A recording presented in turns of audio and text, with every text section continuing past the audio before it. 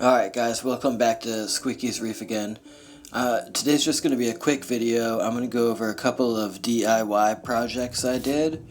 I'm going over the CO2 scrubber that I made to raise the pH that I can't seem to raise any other way in my tank.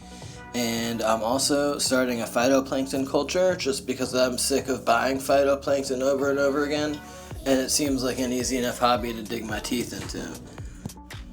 Now, fortunately for me, the BRS videos made it pretty self-explanatory. I had this dual, I think it was like a GFO carbon reactor that had been given to me by some fellow reefers in the area, and I didn't really have anything I was doing with it, and so I decided this would be the perfect use. So I took all the cartridges out and I cleaned them, and I noticed that it had, I think it was 1/2-inch push connect fittings on both sides, which I decided was going to work perfect.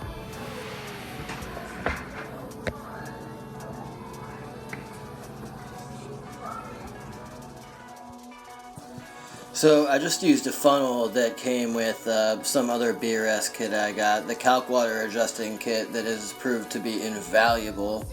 And I filled up both of these canisters all the way. The media is pretty easy to work with. The directions want you to put, I think it's a teaspoon of water, like into the canister, but not into the filter, you know?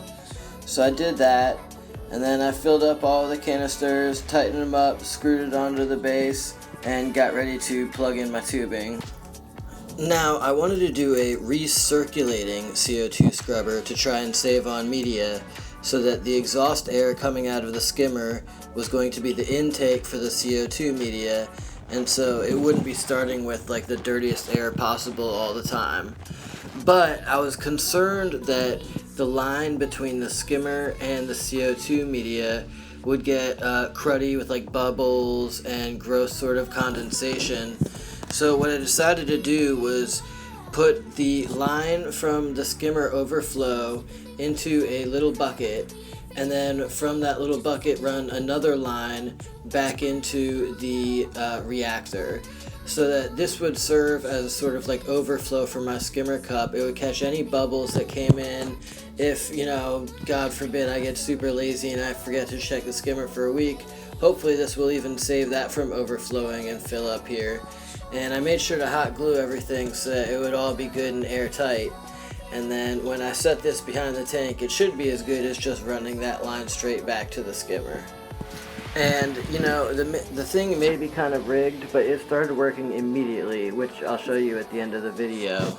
But just right within the first couple hours, there was a noticeable difference. So the other project was the phytoplankton. So I ordered this kit on Amazon. It was really cheap, and it came with 2 bottles of phytoplankton and a fertilizer. So what I did was I used one of the bottles of phytoplankton to dose my tank, and then I got a 1-gallon container and I filled it with salt water. They want you to use 1.020 specific gravity, and then I added that second bottle of phytoplankton, and then I added 2 milliliters of the fertilizer. And you have to put like a bubbler in there to agitate it so it won't sit at the bottom. And then you have to give it some sort of light.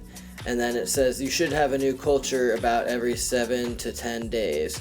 So that's, you know, a gallon of phytoplankton that you can just pour off 80% of, leave a little bit on the bottom, add a little bit more salt water, and keep it going.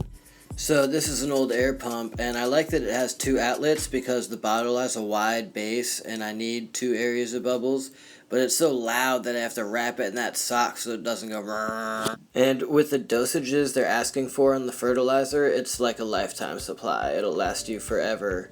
And so both of these projects were stuff I was able to do almost exclusively with stuff I had lying around the house. Other than the media, I probably spent $10 on both of these. And as I make this video, it's only been about 3 hours since I added that recirculating CO2 scrubber, but look at the difference on that pH. You can immediately see it start to rise. So I'll do updates here, you know, next month and make sure it continues, but it looks like we're having some success on that. And I'll be doing an unboxing video on the Tangs sometime early next week, probably Monday or Tuesday, and so stay tuned and I'll see you then.